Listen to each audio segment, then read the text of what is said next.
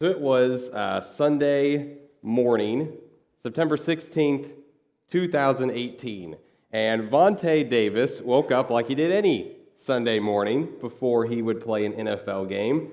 He had a home game that week, so he just went from his house to the field to get ready and did his normal sort of pregame ritual, which included this mantra that he would just tell himself, "I'm going to have the best game of my life."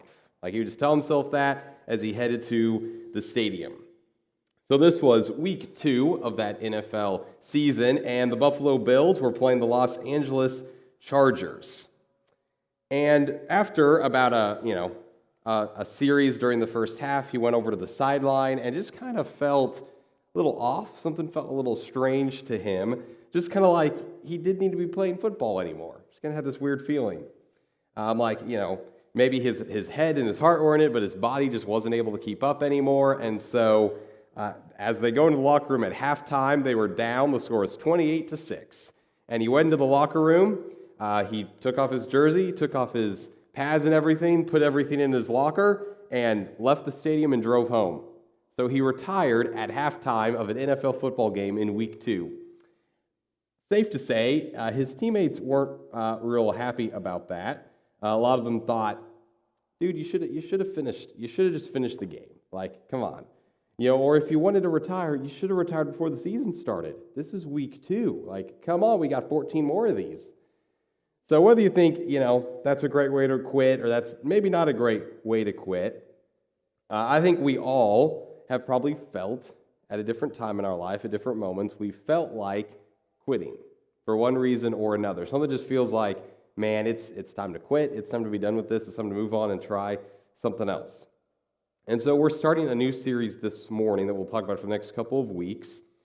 And it's called How to Survive When Life is Hard. Now, we're still in 2 Corinthians. We're still in 2 Corinthians because Paul's got a lot that he's going through in this letter. He talks a lot about the pain and the difficult situations and experiences that he's had.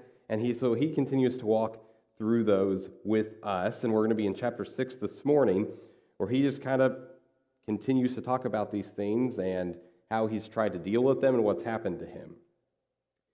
So the motivational speaker, Tony Robbins, he uses these 3 particular words to talk about when people feel like quitting. So he uses the words loss, less, and never.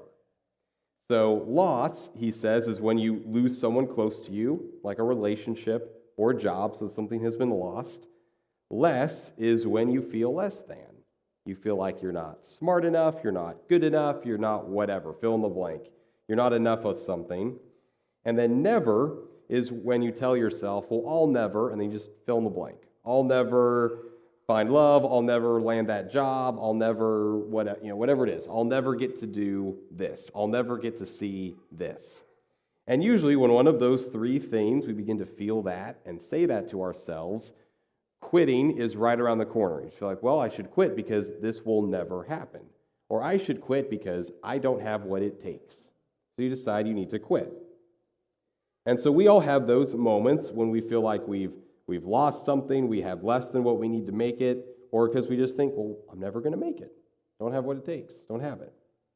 And the truth behind our passage this morning that Paul really is leaning into is that the greatest display of God's power, and this might be a little different for some of us to think about, the greatest display of God's power, it's not protection from pain, it's not the presence of a miracle, but it's your faithful endurance through hard times.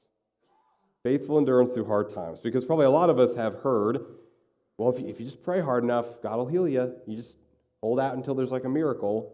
Or, well, if God really loves you, he would have saved you from that. Or he would have made sure that never happened. And that's not exactly true or accurate of God. That's just not the full picture. So 2 Corinthians chapter 6, I'm going to start with verse 3. Here's what Paul has to say about a lot of what he's been going through. So he starts off, "We put no stumbling block in anyone's path so that our ministry will not be discredited. Rather, as servants of God, we commend ourselves in every way, in great endurance, in troubles, hardships, and distresses, in beatings, imprisonments, riots, and hard work, sleepless nights and hunger, in purity, understanding, patience, and kindness, in the Holy Spirit and in sincere love, in truthful speech and in the power of God, with weapons of righteousness in the right hand and in the left, through glory and dishonor, bad report and good report, genuine yet regarded as impostors, known yet regarded as unknown, dying and yet we live on, beaten and yet not killed, sorrowful yet always rejoicing, poor yet making many rich, having nothing and yet possessing everything. So, I mean, that list, there's a lot of bad in that list. I mean, we read through that list, and Paul's talking about, beatings, imprisonments, I've been put in jail, I've gone through riots, I've had really difficult work, I've had sleepless nights, I've gone hungry. I mean, there's a lot of bad in this list. And it's pretty crazy that God doesn't protect Paul from all of these things. Because we would look at Paul and be like, man, he's one of the heroes of the Bible. And God didn't protect him from riots and beatings and prison and all sorts of things that people did to him in ways that they attacked him. And if we could look at anybody and say, well, surely God loved Paul. I mean, look at all the things Paul did. Surely Paul must have had a blessed life because he wrote most of the New Testament. We would look at Paul and say, well, surely, if anyone deserves to be protected from stuff, it's Paul. And yet, most of Paul's life, God did not protect him from much of anything. And he wasn't bitter about it. He wasn't upset about it. He just willingly faced whatever it is that came his way for the gospel. He wasn't really worried about it. And it's just because protection from pain isn't always the best display of God's power. It's not the full display of what God can do just because he protects us from stuff. And in the middle of all of these, there's some good words. Like if you were to read through this, like, okay, there's obviously some bad stuff. Like, we don't like to go hungry, don't want to be put in prison, no thanks, don't want that. But there's some good in the list. He talks about purity and understanding and patience and kindness. He talks about having the power of the Holy Spirit. So you'd say, okay, there's some good in that list. But then if you stop and think about it, you go, okay, so if Paul's had to be patient, that means he's ran into people that requires him to be patient with. Well, that's usually not fun. If he's had to display kindness, he's run into people who he's really had to show some kindness to. So you kind of read behind that and you just go, well, man, if there were moments where he's like in purity, well, that meant he had some temptations he had to fight against. It means he had some really annoying people that he had to show patience to. So it's even though there's some good words in this list, it still shows, yeah, he went through a lot of struggles, a lot of challenges, a lot of problems that we face, whether regularly or just day-to-day basis or once in a while. Now, there's this scene in the movie Evan Almighty where God, played by Morgan Freeman, is acting as a server in a restaurant. And one of the main characters, she is in the restaurant, kind of eating lunch or whatever, and asks for a refill. And he comes by and he says, "Sure, I'll get you that, but are you okay?" He's like, "Yeah, I'm fine." It's like, "No, really, are you really okay?" And she's, "No, I'm really not. I'm not doing well, but it's a long story." And so, God, played by Morgan Freeman, who she doesn't realize this yet, sits down and says, "Well, I'm all about stories. Why don't you go ahead and tell me your story, what's going on?" And so she begins to kind of talk a little bit about what's going on in her life, which is, the plot of the movie, if you haven't seen it, is about a guy who God tells him, "Hey, you need to be a modern-day Noah and build an ark." So he's building an ark in New York City, and everybody thinks he's crazy and ridiculous and making fun of their family. And so, God is sitting there, and he says, well, sometimes people pray for things, like they pray for patience. And sometimes God doesn't just make them patient. They pray for patience, and he gives them an opportunity to be patient. Or they pray for courage, and so he gives them an opportunity to act with courage. Or they pray for their family to love each other and be closer together, and he doesn't zap them with warm, fuzzy feelings. He instead gives them an opportunity to grow closer together, which is one of the things she had prayed for earlier in the movie. And so she just kind of has this surprised look on her face. And there's some truth to that. There's a little bit of truth that at times when we pray for something, God doesn't just magically, boom, there you go, you've got it now. You asked for it, boom, there you go. Sometimes he creates situations and opportunities where he teaches us how to be patient, how to be loving, how to be kind, how to whatever it is. And there are times where he puts people around us to teach us what that looks like and model that for us.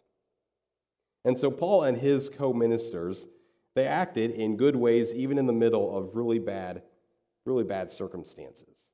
And they learned through that, and they grew through that, and they kept their attitude about it, and they just kept going. And so for us, we have moments in our life where just really terrible things happen. And maybe you've heard those phrases like, well, if God really loved you, or if you just would have prayed harder, or you just feel like, God, why is this happening to me? Like, out of everybody, why me? Why does this have to happen? And we have our questions, and we just really wonder what is going on. But sometimes in the middle of those opportunities, God is still, he's got a plan. And so he's helping us to grow and to learn something and to develop what we need, and he's not leaving us alone. And so even in our community, just a few months ago, we had a couple of tornadoes come through and do a lot of storm damage. And even if your house wasn't harmed in that, we all had an opportunity as a community to say, okay, how are we going to respond to this?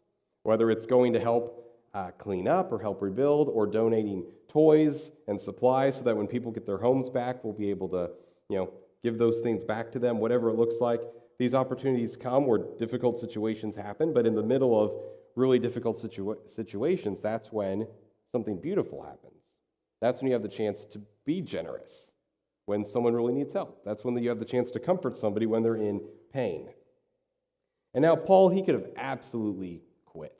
I mean, you read through this list and you're just thinking, goodness, like, dude, what are you doing? You've been in prison multiple times, you keep getting beat up, people keep slandering you. This does not seem like a good deal. Like, what's going on? Why would you just quit? And he could have.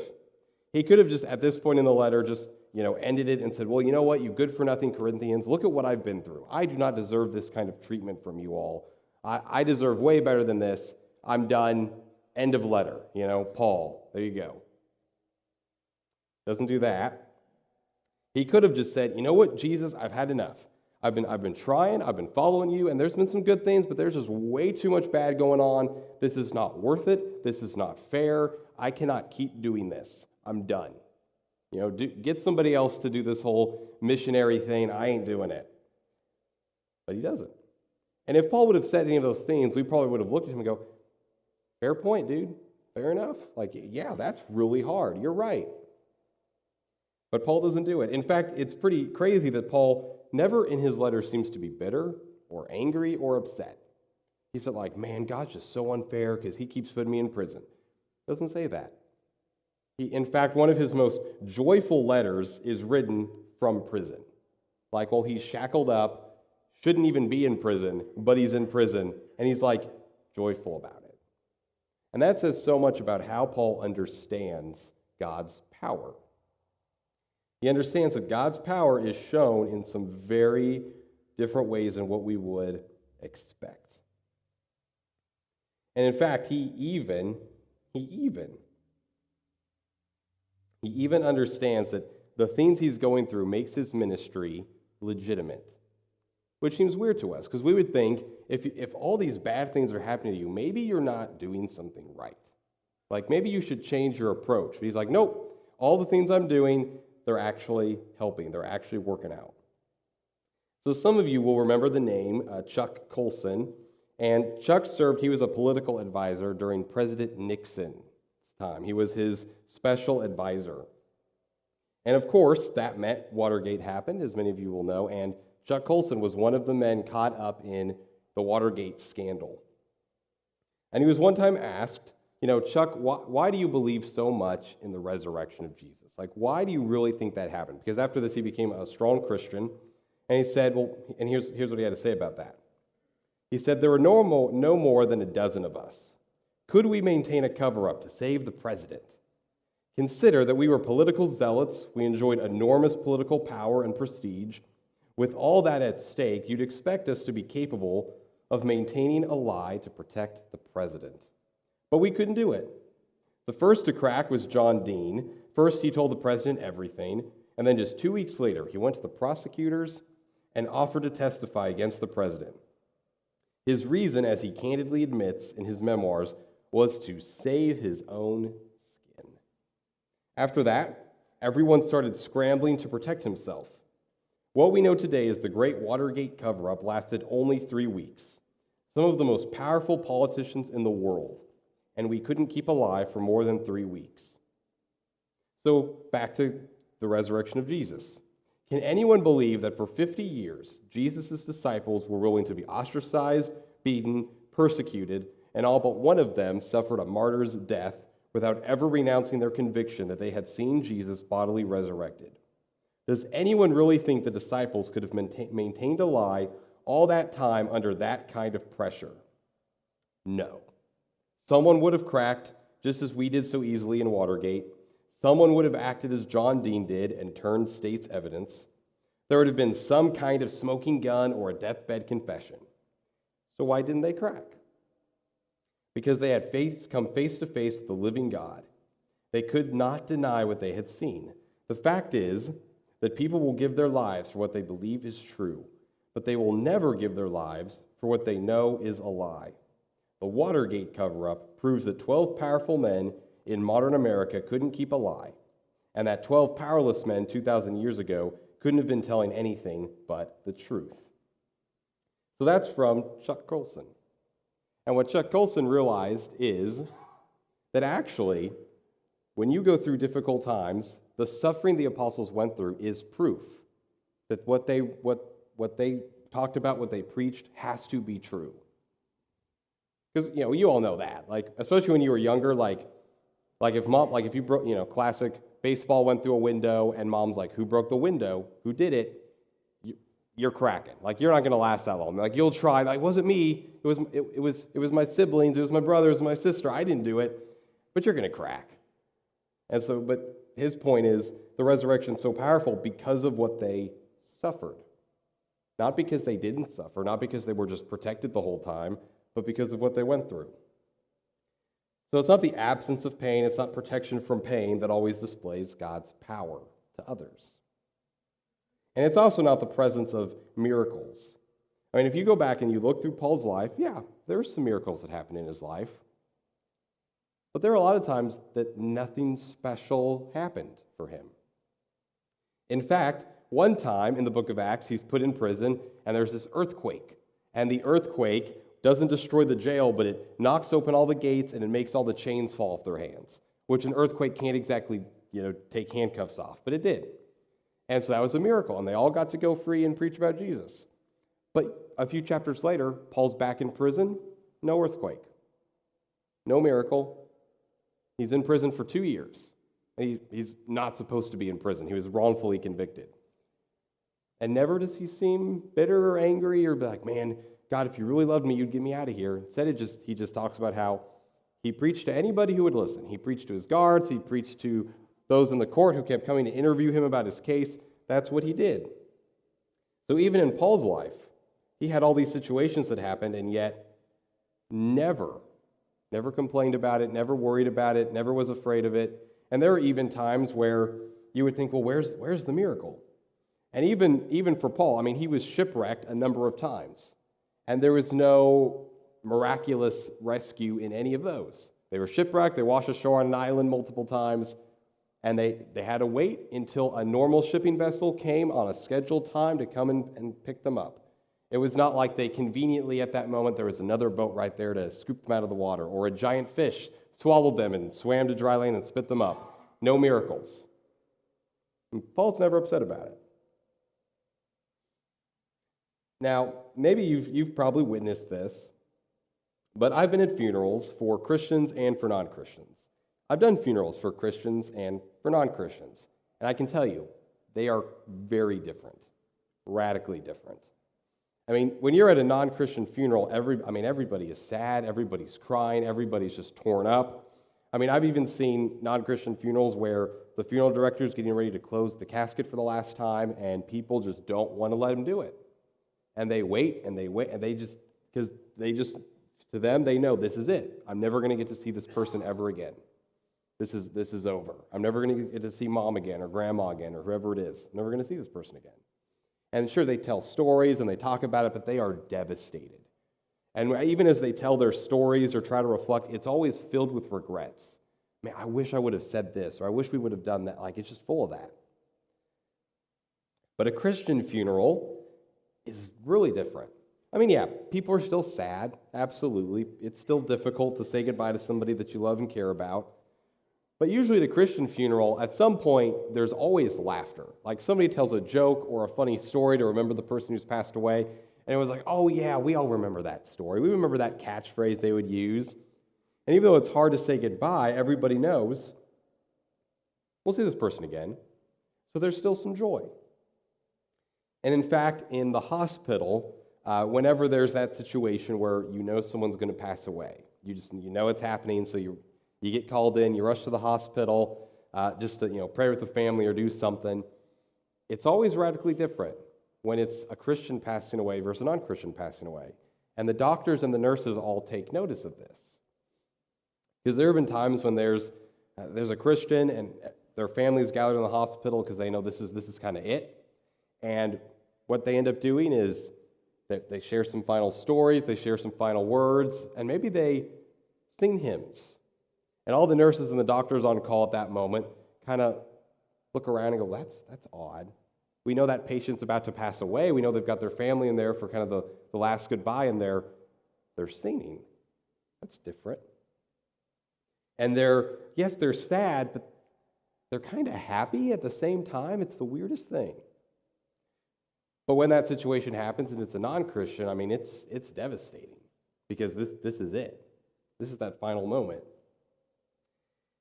And there have been nurses and there have been doctors who that witness is what convinces them to follow Jesus, is they see how differently people die. And they go, this is a completely different outlook. There's joy, there's hope, there's something else here.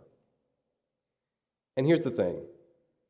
There are times when yes, a miraculous healing in the hospital is what's needed. But there are also times where the powerful demonstration of somebody dying with hope and joy because they know they're going to see Jesus and their family knows it too is sometimes just as powerful, if not more powerful. And here's the deal. God's the only one who knows when what you need to display his power is a miracle or just to faithfully suffer through what's going on and to just say, hey, death is the last transition. Death is not the end. I'm going to see Jesus. And everybody else gets to celebrate and, yeah, we'll miss you on earth. We're going to miss getting to see you, have you at family dinners and family holidays and get-togethers, but man, you finished the race. And God's the only one who knows when one is needed to display power more than the other. So if you remember several weeks ago, and maybe you noticed on your way in the building this morning, but it was about 6 weeks ago when we finished up our Rooted sermon series. And we challenged everyone to write a little commitment card out of something you were going to do to be rooted in God's love. And what we've done is that, this past week, don't worry, we haven't forgotten about those cards. I've had them on my desk, and I kind of leaf through them every once in a while and see what they say. But we've got them. We put them all up on the wall out in the lobby next to the painting of the tree. And so we put them up there. So you can go. You can check those out. You can read those. But I want to ask you a question. How's that going? If you made a commitment card, how's your commitment going? Or are you like, ooh, kind of forgot about that? Maybe you forgot about that. But here's one of the lessons for us to learn from Paul is, for a lot of us, like we read what Paul went through, and he never quit, he never gave up, he just kept going. And the sad truth is, a lot of us, we would have quit for a lot less. I mean, sometimes just on your own. Read through that list and think to yourself, when would I have felt like quitting? Like, would it have been the first time I had to go to a court because I was falsely accused because people were mad I was preaching the resurrection of Jesus? Would it have been the time that a bunch of people in the city got really mad at me because I was talking about the power of Jesus and how, and I was hurting their business? Would it have been the first time that a huge crowd of people would have gotten angry at me and took me outside the city? Would it have been the first time I was called a bad name, or somebody thought, well, you're an idiot for thinking? Like, what would have been the moment when you'd have felt like, yeah, I'm done. This is too much. This is too hard. Because the tough thing is, we would have quit for a lot less. And here's my concern. My concern is, we'll make commitments. We'll say, hey, God, I really want to be obedient. What do you want us to do? And then just the smallest thing will happen, and it'll derail us. And we'll give up, and we'll quit. We'll go, okay, That's too hard. Not doing that. And we'll just kind of give up. And here's the deal. We cannot quit because we do not know how the story ends. We do not know what God has around the next corner. You don't know. You don't know totally what God's going to do with that little commitment card you wrote about 6 weeks ago. And if you don't even give God a chance, like you're not going to get to see it. You're not going to see the power of how he wants to use that story and how he wants to use you. And we can't just quit because it was a little uncomfortable. It was a little frustrating. It was a little difficult. Like we can't just quit for that. We've got to get comfortable with being uncomfortable. Like that's part of what we're called to as Christians. And several of you have asked me, hey, as you're getting to know me, hey, what's your vision for the church? What's your plan? What are we doing? What's happening? And I'm like, working on it. But what I really need to tell you, the vision's painted on that wall out there. Like there's a reason we painted a tree and put rooting God's love, because that's our vision. And here's the deal. When you know who you are, you'll know what to do. And being rooted in God's love is about who we are. It's about becoming more like Jesus. And as that transformation takes place, you'll know what to do in like the specific situations. And sometimes you won't know what to do. And that's the power of the Holy Spirit. You're like, God, I don't know what to do here. And he'll help you figure it out over time. And here's the deal. The way that vision of being rooted in God's love works is when we do those commitment cards. It's when we live out those 6 expressions of God's love that we put up on the wall. At times it's going to be really easy and obvious, and other times that's going to be really hard and confusing. And we're going to need each other to help us out. But we've got to be able to understand that we can't quit, we can't give up, because we serve a faithful God who's all about finishing unfinished stories, who's all about working through us in any kind of moment. So I'll tell you one little thing that just happened yesterday that I don't know how this story is going to end. So yesterday I was trying to fix a part on a car, and if you've ever done that, you know that usually it's like, this should be like a 30-minute fix. And then 6 hours later and 3 trips to Lowe's, you're just about to beat your head into the wall because you're like, why will this not work? I've tried, what on earth? I've tried, you've got parts and you've got tools and you've got this screw and this bolt doesn't work. And anyway, got to the point where I was like, I'm so frustrated. I'm so mad. And so Jenna comes in and she's trying to help. She's giving me ideas. She's giving me suggestions. And of course, I'm already really angry and frustrated. So that doesn't help.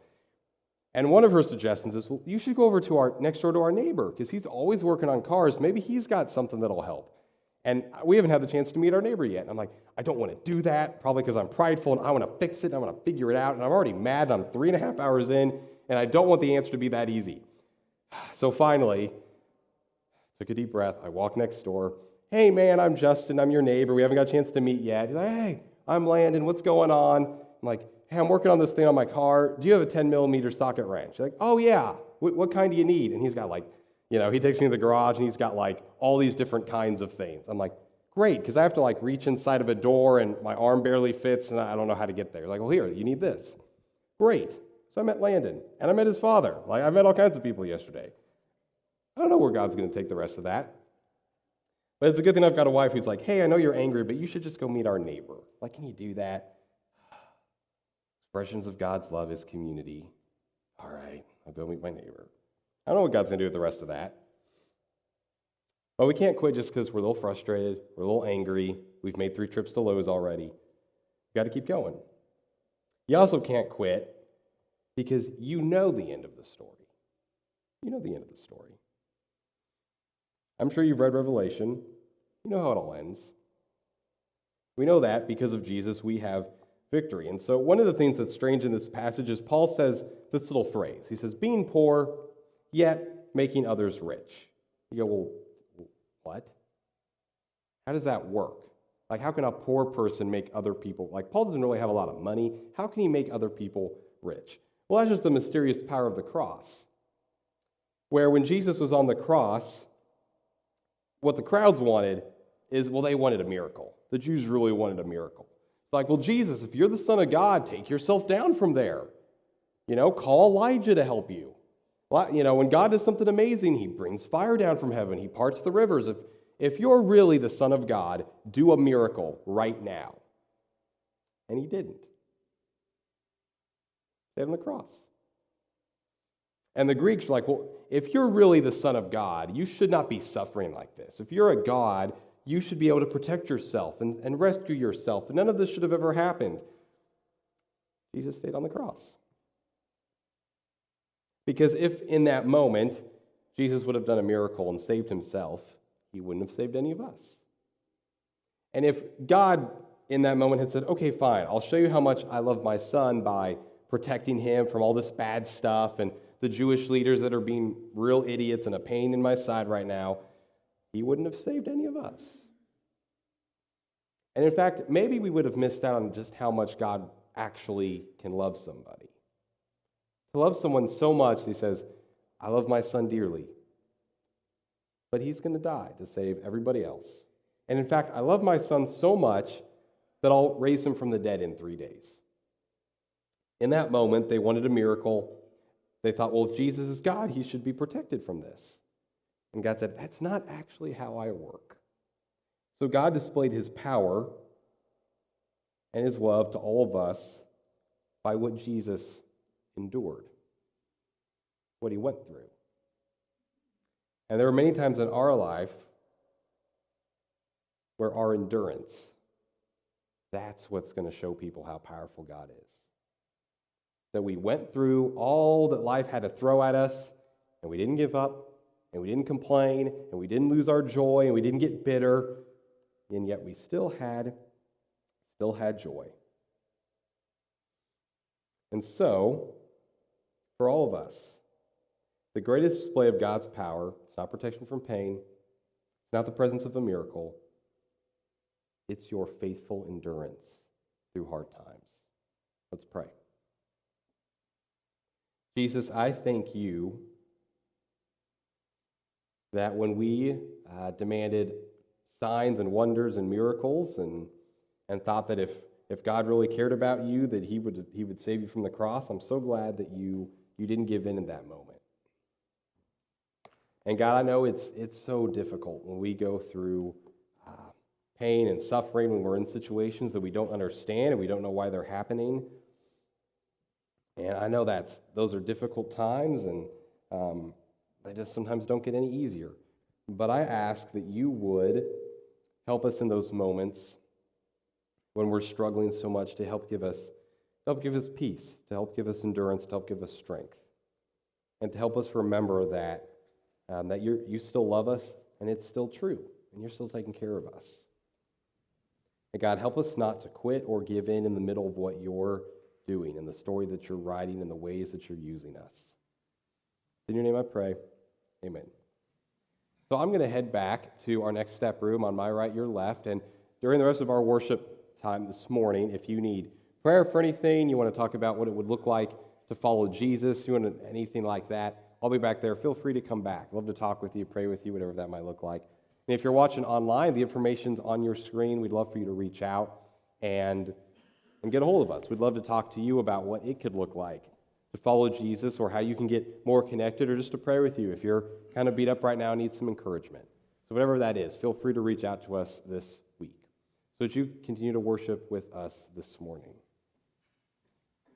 I am surrounded on every side, can't see the light of day, but I am persuaded beyond all hope you won't let go of me. I stake my claim on every word you say, you will not be late. I will sing through fire and thunder, 'cause you are by my side. I trust you with my life. I know your story, it isn't over. Even against all odds, you are a faithful God. You're faithful God.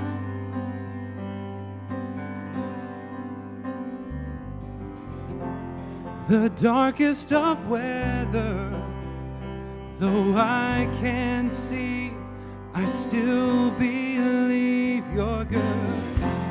So I'm moving forward through crashing waves. I know I'm safe with you. You hold my life, you hear my cry with every breath inside. I will sing through fire and thunder, 'cause you are by my side. I trust you with my life. I know your story, it isn't over. Even against all odds, you are a faithful God. That's who you are. You are a faithful God.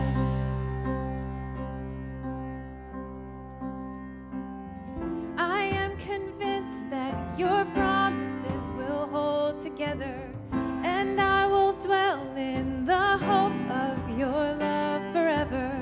I am convinced that your promises will hold